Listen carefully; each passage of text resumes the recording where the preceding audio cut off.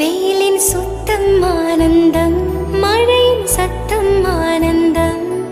அடமழையில் கூட சாயம் போக வானவில் ஆனந்தம். வாழ்வில் ஓர் ஆனந்தம், வாழ்வில் பேரானந்தம்.